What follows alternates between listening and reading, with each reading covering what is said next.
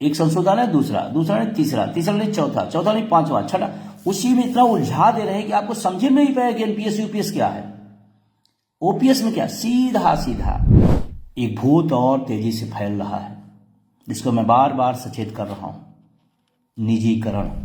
2025 का यह साल कर्मचारियों के लिए संघर्षों से भरा रहा। उतार चढ़ाव आए, लेकिन एकजुटता और मजबूत हुई। दिल्ली से लेकर हर राज्य तक जंतर मंतर पर विशाल धरना प्रदर्शन, उपवास, रैलियां और ज्ञापन पत्र सौंपे गए। कर्मचारियों ने हर मोर्चे पर अपनी आवाज को बुलंद किया। पुरानी पेंशन बहाली की मांग को जन आंदोलन बना दिया गया। लाखों कर्मचारियों ने साबित कर दिया कि वे अपने हक से पीछे नहीं हटेंगे। एनएमओपीएस के राष्ट्रीय अध्यक्ष विजय कुमार बंधु के अथक नेतृत्व में कर्मचारियों ने हर चुनौती का सामना किया और अपनी आवाज को बुलंद किया। नई योजनाओं से बहकावे की कोशिश हुई, लेकिन संकल्प अटल रहा कर्मचारियों का। कर्मचारियों ने साफ तौर पे यही कह दिया कि कोई सुधार नहीं चाहिए, सिर्फ और सिर्फ हूबहू पुरानी पेंशन ही कर्मचारियों को चाहिए और ओपीएस कर्मचारियों का अधिकार है। इससे गारंटी सुरक्षित और सम्मानजनक बुढ़ापा होगा। फिलहाल इन सारी चीजों के बीच में देखने को मिला कि यह जो संघर्ष था वो और ज्यादा कठिन होता हुआ चला गया, लेकिन कर्मचारी हार मानने को तैयार नहीं हुए। 2025 में देखने को मिला कि तमाम तरह के कार्यक्रम हुए, हर एक राज्य में कार्यक्रम हुए और एक राष्ट्रीय स्तर का भी कार्यक्रम हुआ, लेकिन कर्मचारी पीछे हटने को तैयार ना हुए और साफ तौर पे ये बात भी कहते हुए नजर आए, चाहे एनपीएस आए, चाहे यूपीएस आए, चाहे लाखों लाख संशोधन किए जाए या फिर जीपीएस आ जाए, लेकिन कर्मचारियों की मांग सिर्फ और सिर्फ हूबहू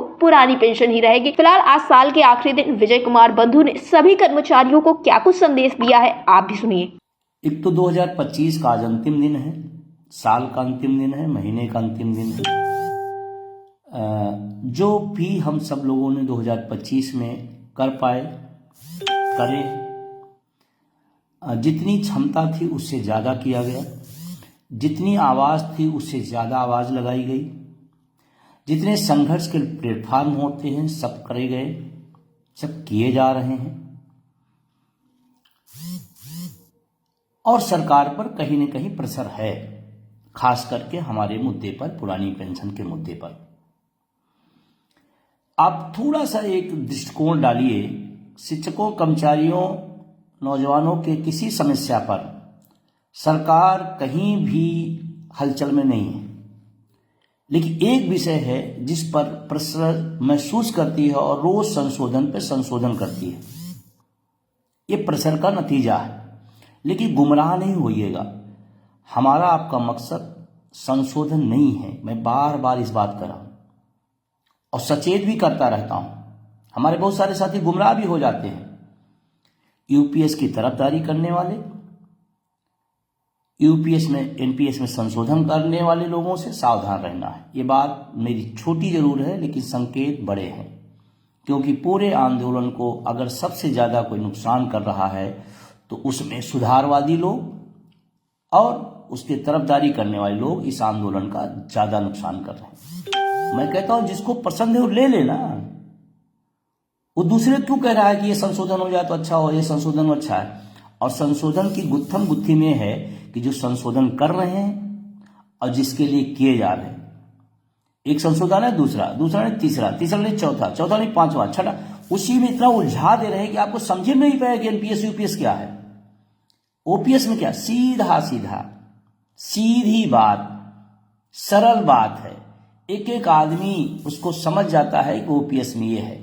आज कोई कह दे, विशेषज्ञ बैठ बता दे कि अब तक के यूपीएस में क्या क्या संशोधन हुए और उसके क्या नेगेटिव और क्या क्या पहलू हैं। इतना उलझा दिया जा रहा है कि आप समझे ना पाओ कि यूपीएस क्या है, आप समझे ना पाओ कि ये ठीक है वो ठीक है। इसलिए मेरे साथियों, मैं निवेदन करना चाहता हूं सुधारवादियों से और तारीफदार करने वालों से सावधान रहिएगा, नहीं पेंशन आंदोलन को आपको तहस नहस कर देंगे अपनी राजनीतिक रोटियां सेकने में। इसलिए आप सबसे मेरा निवेदन है कि आप ओनली ओपीएस, और ये पूरा देश समझ गया, यूपीएस में 96% लोगों ने नकार के ये साबित कर दिया कि उन्हें ओपीएस चाहिए। ये पूरे देश का कर्मचारी जो पदलोलुप होंगे वो अपना खेल खेलेंगे, वो बड़ी बात नहीं है, हर दौर में चलता रहता है। और जो मेरे आलोचक भी हैं उनको भी नववर्ष की हार्दिक शुभकामनाएं। आलोचना करने से भी चीज़ें अच्छी रहती हैं और आलोचक होने चाहिए। क्योंकि ये जान लीजिए आप सही रास्ते पे हैं तो दुश्मनों की भरमार आपके साथ रहेगी।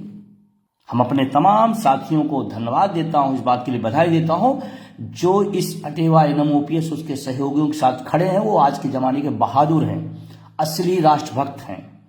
राष्ट्रभक्ति इसमें नहीं होती है कि सरकार की चापलूसी करिए, गलत नीतियां उसकी भी तारीफ करिए।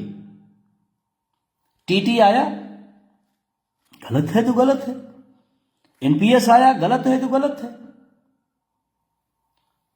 फोटो खिंचाने, बुके देने से ओपीएस बहाल होनी होती तो हो गई होती। सड़कों पर संघर्ष से होगा, और अभी तक जो मिला है वो संघर्षों से मिला, सड़कों पर। एक निवेदन और जो है, कलम चलाइए। आपको लगता है विजय बंधु अकेले बोले बात बन जाएगी, मैं बिल्कुल नहीं सहमत हूं इससे। सब लोग बोलो, सब लोग लिखो, जो कर सकते हो करो। कम से कम जब इतिहास इस लड़ाई का लिखा जाएगा तो उसमें लड़ने वालों में आपका नाम होगा, चमचागिरी और सरकार दरबारगिरी में नहीं लिखा जाएगा। ये तो कम से कम होगा। अब आता हूं इन मुद्दों पर।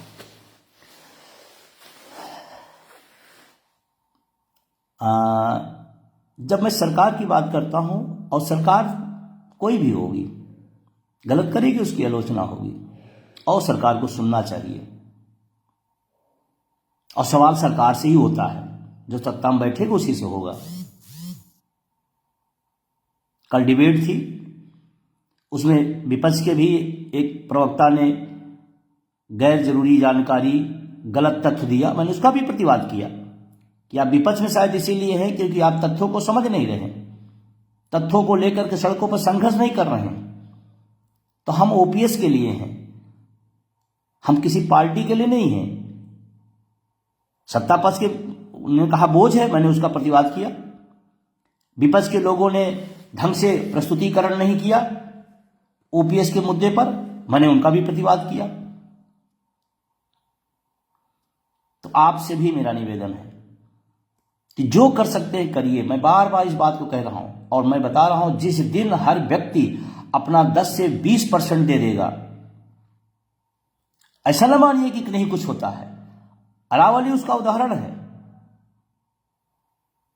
उदाहरण है।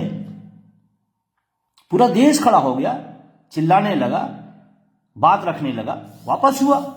10% आपसे मैं मांग रहा हूं। हमारे तमाम सारे पदाधिकारी हैं जो दिन रात काम करते हैं।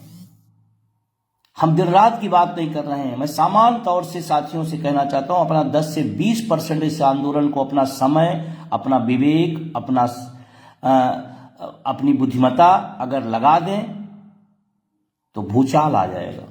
और ये करना पड़ेगा। क्यों? क्योंकि मेन मीडिया जब भी दिखाएगी ओपीएस के विरोध में दिखाएगी। मैं अपने साथियों से अपील करता हूं, चाहे वो ब्लॉक के हों, चाहे जिले के हों, चाहे मंडल हो, चाहे प्रदेश हो, चाहे राष्ट्रीय, कम से कम नए साल में एक संकल्प ले लीजिए कि जो आपने संघर्ष किया है उसको कम से कम दस्तावेजीकरण कर लीजिए, उसको लिख डालिए। प्रदेश के लोग प्रदेश की, जिले के लोग जिले की, ब्लॉक के लोग ब्लॉक के, राष्ट्रीय लोग लिख डालिए। दस्तावेज संघर्षों का बनाइए, कलम चलाइए। हम सबके मिशन का जो सपना है वो पूरा हो। शुभकामनाएं देता हूं पूरे देश के नागरिकों को, पूरे देश के साथियों को, कि नया वर्ष हम सब के लिए सुखद हो, समृद्ध हो, स्वास्थ्यवर्धक हो। ये जरूरी है, लेकिन होगा कैसे, इस पर भी ध्यान रखना पड़ेगा। कैसे होगा, कौन करेगा? कोई और नहीं, आप स्वयं आप अपने को चेक करिए कि इस आंदोलन में हमारी कितनी भूमिका है। आप पद पे हैं या नहीं है, वो कोई बहुत मायने नहीं रखता है। हम फिर निवेदन कर रहे हैं, जैसे शुरुआती दौर में हुआ था, गुटों, विभागों, पदों की दायरे से बाहर निकल करके ओपीएस ले लीजिए। हमारे आपके बुढ़ापे में सिर्फ अगर कोई काम आएगा तो ओपीएस काम आएगा। न कोई पद काम आएगा, न कोई विभाग काम आएगा, न सरकार, न संसाधन, न कुछ, ओपीएस काम आएगा। तो मेरा निवेदन है कि आप अपनी भूमिका निभाएं। अटेवाय नमोपियस उसके सहयोगियों के एक बड़ा परिवार है पूरे देश के अंदर। वो चाहे शिक्षक वर्ग हो, चाहे कर्मचारी वर्ग हो, चाहे रेल के साथी हो, डिफेंस के साथी हो, या तमाम विभागों के हमारे अलग अलग साथी हों, अपनी भूमिका निभाइए। आप सिर्फ सरकार को दोष देते रहिए, मीडिया को दोष देते रहिए, इससे कुछ नहीं होगा, बल्कि आप सकारात्मक चल के 10 कदम चलेंगे तो उसका परिणाम सामने दिखाई पड़ेगा। एक भूत और तेजी से फैल रहा है, जिसको मैं बार बार सचेत कर रहा हूं। निजीकरण। निजीकरण इस देश का अभिशाप है, इस देश को खा जाएगा। मुझे तो नहीं लगता सरकार में क्या पॉलिसी चल रही है, किस व्यू से वो देख रहे हैं हमारे सरकारी संसाधनों को, संस्थाओं को, विभागों को और पदों को। लेकिन मैं कह रहा हूं सरकार की वर्तमान नीति निजीकरण पोषक है। कल्पना करो जब सारी चीजें निजी हाथों में आप सौंप देंगे तो क्यों आपको कोई प्रधानमंत्री मानेगा, क्यों आपको कोई मुख्यमंत्री मानेगा, क्यों आपके आदेशों को मानेगा, क्यों आपको सुनेगा वो, क्यों सुनेगा, काहे की सुनेगा। और जिस देश में 80 करोड़ लोगों को राशन पर जिंदा रखा जा रहा है, क्या वो फ्लाइट तेजस पर चल पाएंगे? वो उन्हीं सरकारी संसाधनों पर चलने के लिए मजबूर हैं और उन्हीं को निजी हाथों में सौंपा जा रहा है। गंभीर विषय है। विधानसभा लोकसभा की कोई सीट खाली नहीं रहती, और अगर खाली हो भी गई तो 6 महीने के अंदर भर ली जाती है। यही पॉलिसी रोजगार में क्यों नहीं लाती है? और यहाँ तो पता है कि भाई इतने दिन बाद रिटायर होने वाले हैं, उसके पहले प्रक्रिया शुरू करके उनके रिटायर होने के पहले आप भर्ती कर लीजिए। इसलिए लिख सकिए तो लिखिए, अच्छी बात है। नहीं तो जो लोग लिख रहे हैं, आनंद शुक्ला बहुत अच्छा लिख रहे हैं, शिव कुमार शास्त्री जी हैं, बहुत अच्छा करते रहते हैं, लिखिए। अब इसी को जैसे फेसबुक लाइव है, बहुत सारे साथी इसमें कमेंट में नहीं आएंगे, शेयर नहीं करेंगे, ग्रुपों तक नहीं पहुंचाएंगे। अरे भाई 10 मिनट का काम है, 20 मिनट काम है, लड़ाई आपकी है। कोई आवाज लगा रहा है तो आवाज में आवाज तो मिलाइए।